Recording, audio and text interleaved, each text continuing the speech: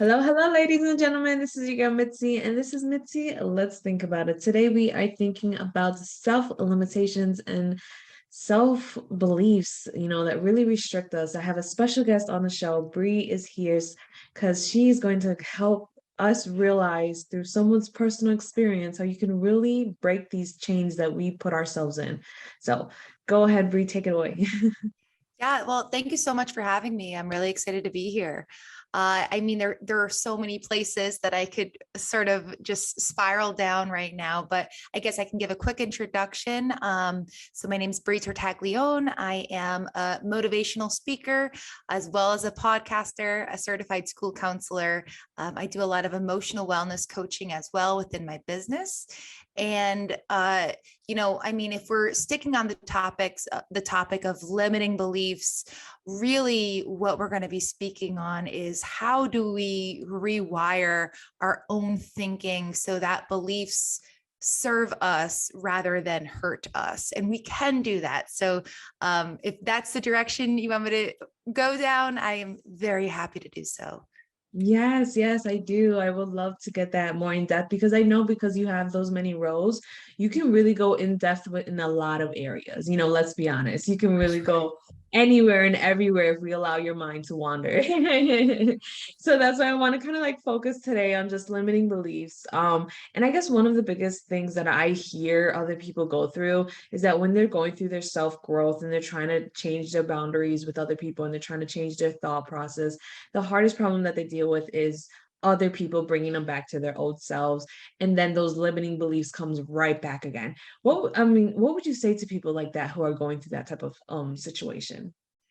Yeah, so there there's so much that I could say, I guess, directly, and that could be things that are encouraging or, ways that we could just sort of like those bite-sized takeaways and how we flip our mindset. But I think what's important when we're really talking about beliefs like this, especially when someone else might be penetrating our minds and sort of getting in the way of our beliefs, I guess it's really important to talk about where a belief comes from and how it's formed, because if we know how it's formed and we know how we're forming it, then we know how someone else might be able to, come in and break that form. And then we have our defenses against it. So a belief in general is actually a pattern of thought over time that can come or typically comes from outside sources. So already we know that we have that penetration of outside influences.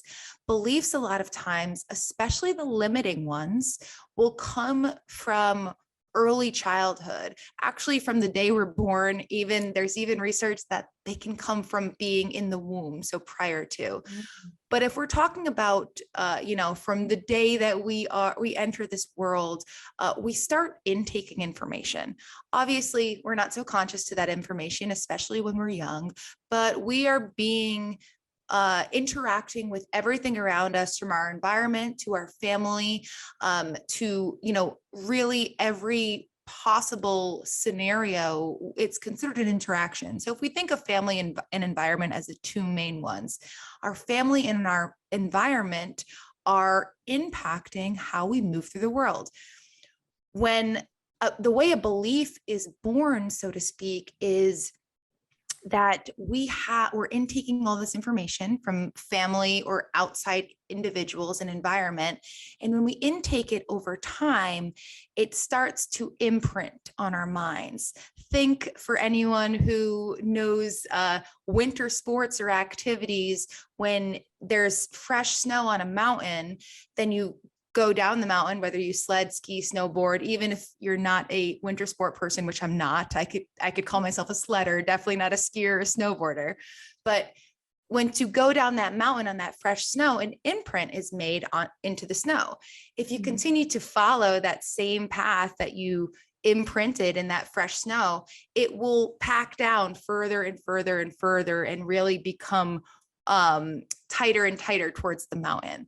That's how we have to kind of think of how thoughts turn to beliefs.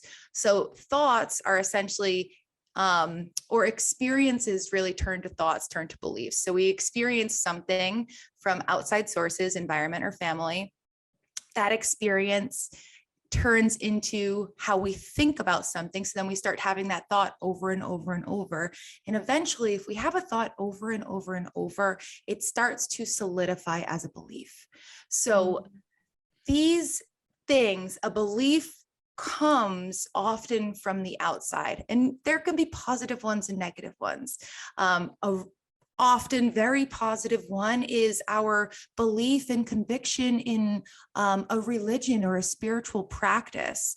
That, again, oftentimes comes from family or younger places that we solidify because it makes sense. It follows the path of who we want to be. And so having that strong belief and continuing to think in that way solidifies who we are, and it becomes a part of us. Limiting beliefs will come from something that might be negatively pushing towards you. Think something like a adult in your family saying, men don't cry. And when they say men don't cry over and over and over, that experience turns into how you think about men, and how you think about men, or if you are a man, how you think about yourself. And it starts to become a belief. You don't cry. That crying, you have learned, attributes to weakness. So again, these are all ways that beliefs can be formed and then solidified, where they become a part of us. Someone experiencing either limiting beliefs where you're telling yourself you can't, or you're telling yourself you're not able, or you're not capable, or you're not X, Y, or Z, fill in the blank, because we all have these moments. Yeah. Those can be changed. So that is part one. We can change those. Now that we know that this is actually not a part of us, but a belief is actually a thought imprinted over time, we can change that through the same process of changing our thinking, our thought patterns over time. So that is the good news. There's more good news. It's just in a different way. If someone is coming at you with the "you can't," and so you then internalize it as "I can't," we need to have our defenses up for that.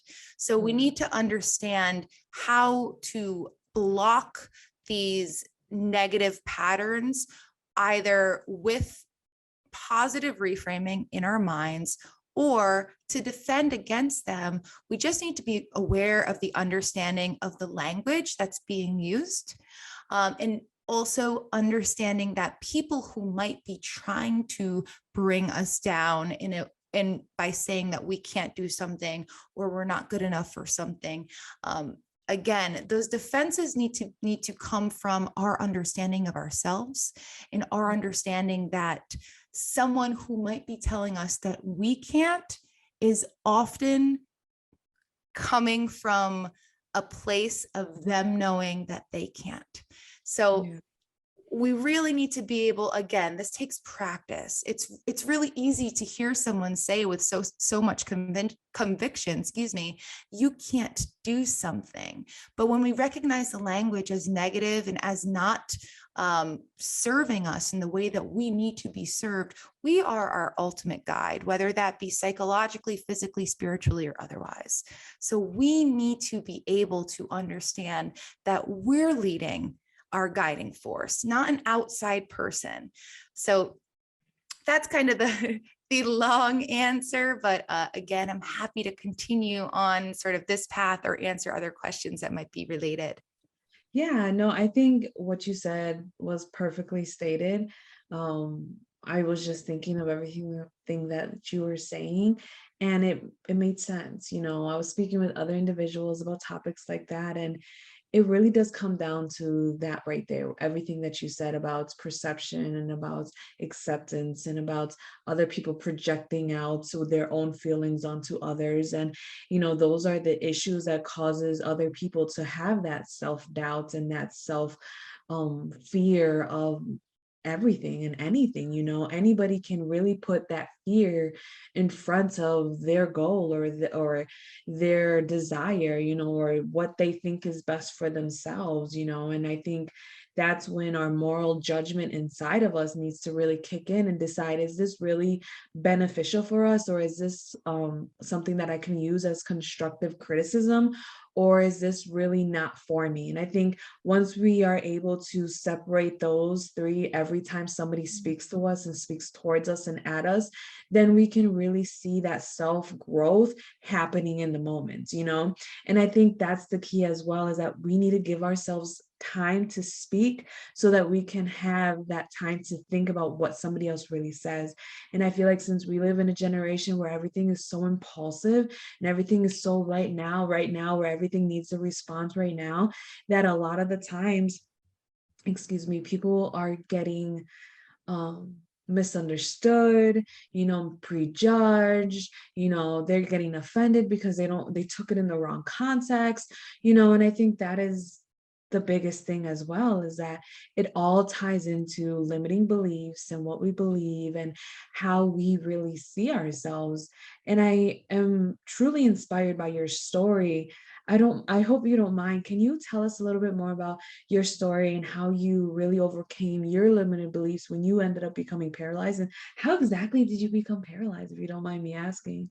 Yeah, absolutely. I'm happy to speak on this. And if anyone, I know that this is just a short form podcast. If anyone wants to hear the full version, you can definitely reference any of my social sites and we'll go there. But I can give you the express version, and then we can kind Yeah, of the dive, fast lane. yeah, dive in from there, because there's a lot of details. But you know, the short version is, when I was 28, which was we're talking March of 2020, interestingly, as the world was shutting down, I was actually going into my very first day of remote work.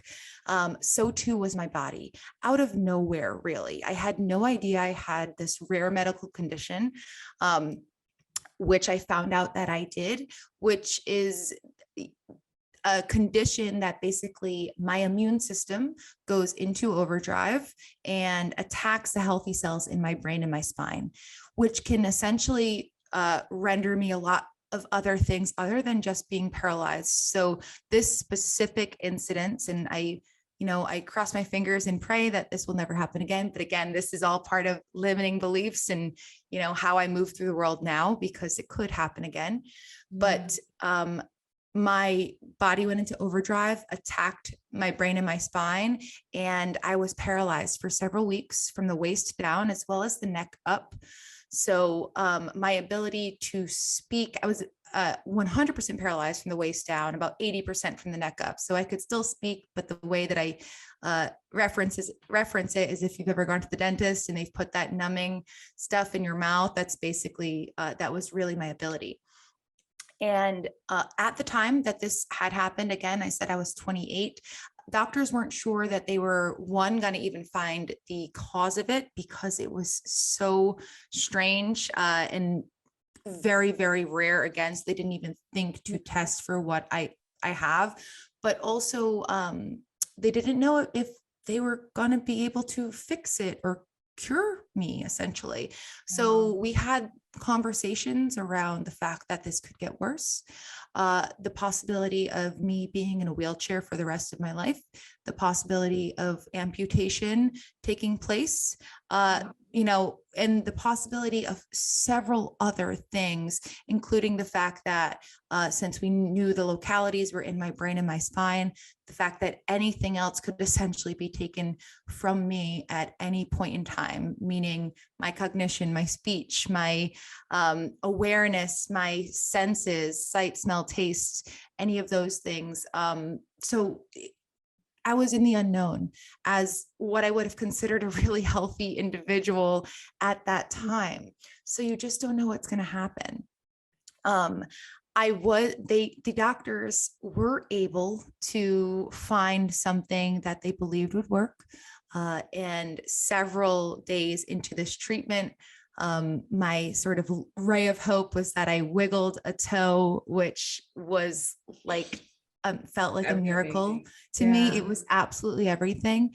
And from there, that determination to be able to walk again just really sort of set fire to me. And I say I took my first steps on my 29th birthday, which is the best birthday gift I feel like I could have Yeah. ever received. And from their incredibly intense rehabilitation process, and since nothing has happened, but again, I lie in wait in this unknown that this rare condition could strike again and set something off in my body. And it could happen again where it's not paralysis, but again, it's could be my memory.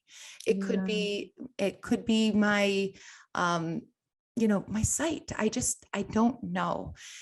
And so again, that's the express version of the story, but there's a few takeaways. And one of them is the fact that in speaking on limiting beliefs, if I had continued to allow myself to sort of feel like this was it, or that life was over in this moment, or I'm never going to be able to learn how to walk again or do any of these things that I really didn't know. But if those were the thought patterns that I followed, what's interesting is our energy goes where our attention, our energy flows where our attention goes. So if my attention kept following negative thought patterns, I won't be able to do this. I won't be able to figure this out. I'll never be the person I was before. That's where my energy is going to go, to these thoughts that I'm having.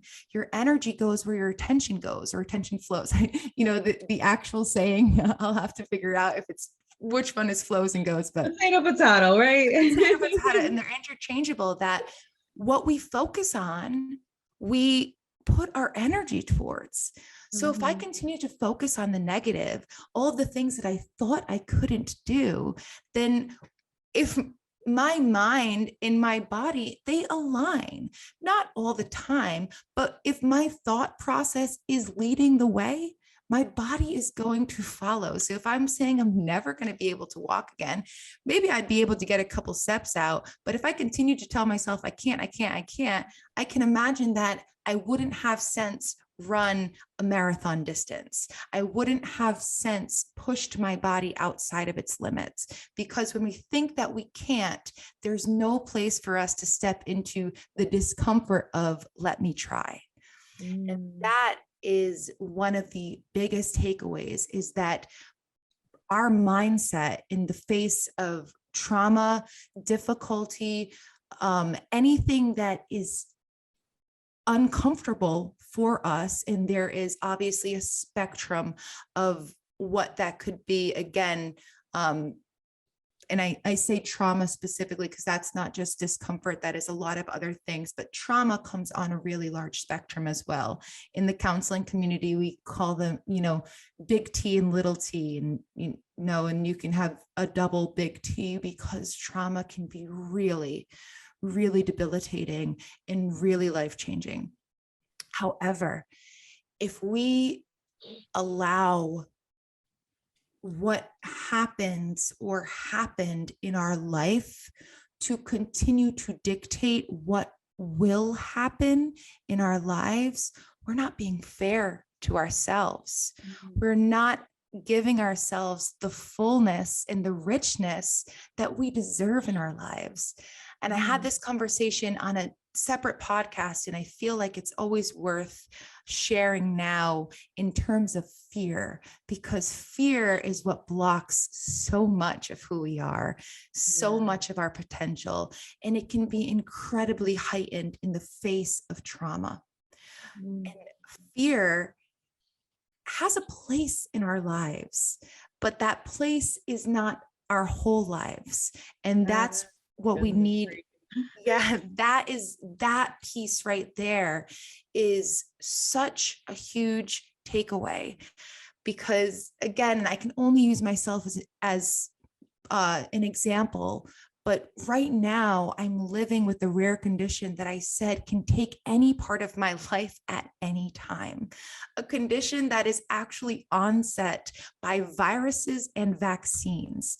So you can imagine the rock and the hard place I've been stuck in for the past several years. But if I continue to stop living my life because I have a debilitating fear of what once happened to me, I'm being unfair to myself because I don't have to continue to relive my trauma to avoid a new one. It's but that is, again, the energy goes where attention flows. If I continue to focus on fear, I start becoming the fear. And that is where we need to be able to stop ourselves. Find the place for your fear, find the place for where that really difficult part of your life happened, and understand that it probably changed a lot to come in your life, but it didn't become your life. Yeah. Oh my goodness. Everything that you said was so beautiful. I'm being sincerely honest because I can just feel your realness and I can just know what you're saying is true. And if people truly take the time to think about it, truly do, you can really understand where this takes place. You can see it as a circle, as just it just keeps on repeating yourself, a cause and effect. This happens because of this. It's going to be endless, to be honest. But when people really take that time to consider that and take a moment to reflect on why you're reacting, why you're feeling defensive, why everything, all these negative emotions flowing over you, you can really understand it's not you. You are allowing the situation to affect you. But in reality, it's not you. The paralysis is not you.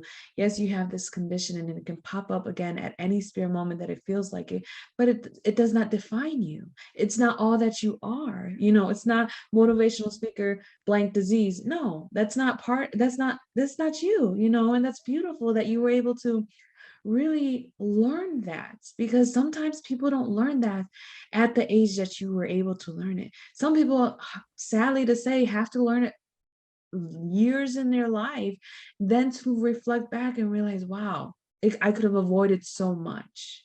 Wow, I could have done something else if I just knew this sooner. And I think it is beautiful that you are sharing your story, that you are allowing yourself to be a vessel for other people to see their potential, and I think people really need to see that, and people really need to know that we are a vessel of our testimony, so that somebody can see and know what we've been through, so that they know that they can keep going as well, and instead of seeing life and people in competition and comparison, they need to see other people as appreciation and with gratitude, and once we finally flip that switch to that type of concept, then we can really enjoy life with other people without so much chaoticness going on around us, and everything that you've been saying has been so true. And I really hope just at least one person can reflect and really change their momentum going forward,